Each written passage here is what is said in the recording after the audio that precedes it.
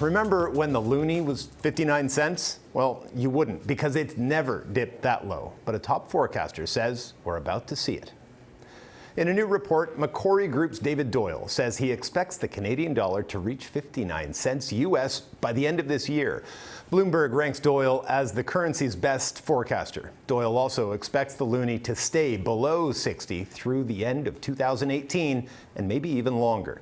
That would be a record low for the Canadian dollar. The closest it ever came to 59 was in 2002 when it closed at 61.79. Back then, manufacturing drove growth, not oil. Doyle admits our forecast for all-time lows may open some eyes, but we emphasize that in many ways, the current period is unprecedented. He says our economy is heavily dependent on oil, the price of which has plummeted from $105 in 2014 to yesterday's 12-year low of less than $30 a barrel. According to one Canadian bank, that synchronized fall of the loonie and oil could spell double jeopardy. Chief economist Douglas Porter writes, sure, consumers benefit a tad from the drop in energy prices, but are no doubt hurt by the dollar's slide.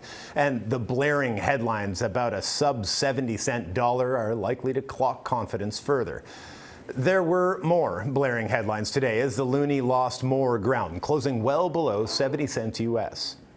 The recent doom and gloom has Macquarie's Doyle making another prediction. Expect another rate cut. The Bank of Canada makes its latest decision next week. Doyle expects it to announce a 25 basis point cut. He even says a further 25 basis point cut to 0% this year is, quote, a possibility. David Doyle is the North American macro strategist at Macquarie Group. David, you're scaring the kids with talk of a 59-cent dollar. Walk us through the rationale for why you think it goes that low. Yeah, so it's not intended to be a really fear-mongering message. I think it's just the natural rebalancing that's required in our economy. How we get there is really driven by just how desynchronized or decoupled the Canadian economy and outlook for monetary policy is in Canada from that in the United States, where things are actually looking pretty good right now. So when we look at it from that angle, and when we look at it from what level is required for Canada to become competitive once again, and we look at the different outlooks for the housing sector in the US versus the housing sector in Canada, all of those things point us towards around a 59-cent Canadian dollar. Now, your call is the outlier. Nobody else is predicting it'll go even nearly that low, but you guys predicted, I think it was last February, that the Canadian dollar would fall to 69 cents. That happened yesterday, but you also, I think, expected that would sort of begin to stabilize there. What has to happen at now, say, 59 for the Canadian dollar to get its footing and begin to really start working its way back up? Yeah, so our previous call for 69 cents was based on the view that by the time we got to 69 or 70 cents, you would start to see the economy begin to rebalancing. So you'd start to see non-energy related exports and the manufacturing sector activity levels in those areas starting to pick up. But now we're at 69 cents, and there's really no sign of that occurring. In fact, our work suggests there's ongoing headwinds to manufacturing. You've seen the number of manufacturing firms in the economy continue to decline. Manufacturing sales in real terms look to be flat over the last couple of years. And then you've also had a big hit to the confidence in the manufacturing sector over the last couple of months.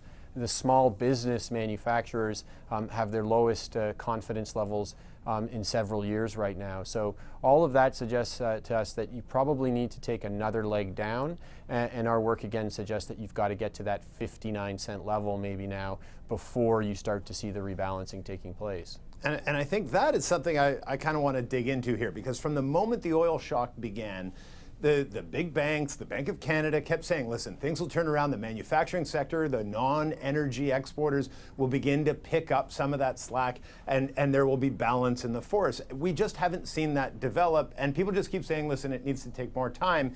You seem to be saying that it's a structural problem, that something has changed that we need to now address in terms of our ability to react to an economic shock like the oil shock. Yeah, I think that's right. I think typically when economists look at this type of thing, they always go back and say, well, what happened the last time, or what's historically been the case during economic cycles, and what sort of has happened, and what's been necessary to achieve that rebalancing. But this time around, there's a significant difference, and that difference is really the rise of Mexico. Mexico, manufacturing industry there has been strong. A lot of auto production has gone into Mexico. So historically, what we would have seen at this stage is the U.S. demand and strength in the United States passing through into Canada.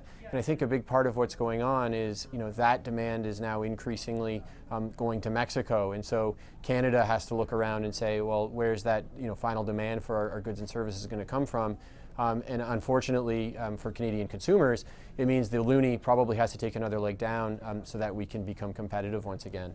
And I don't have a ton of time left, but I want to talk about Ontario, because Ontario would have benefited from a lot of that pass-through, as we call it, that Mexico seems to be getting right now.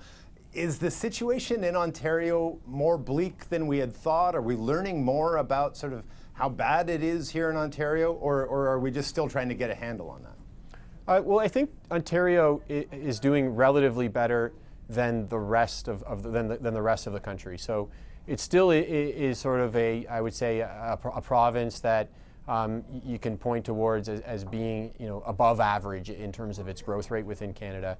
But I think probably the point that you're alluding to is that Ontario hasn't excelled or been as strong as you might have expected, despite the fact that it's above average. And I think some of the reasons for that are some of the regulatory uncertainty that's out there at the moment. You've got some talk about a cap and trade system and a pension plan from the provincial government. While there might be very good reasons for doing that from a broader perspective, I think though the ideas on that front and the uncertainty could be holding back some business investment. We've also had an increase in power prices over time that's affected small businesses in the province, and that could also be a hindrance to activity here. So there are some reasons why Ontario, while it's still better off than a lot of other places in Canada, there's reasons to understand why it might be a little bit disappointing relative to what we would have expected a year ago. All right, David Doyle, we'll have to leave it there, but I'm sure we'll talk about this 59-cent call more in the future. So thanks a lot for coming on the show. Happy to be here. Thanks for having me.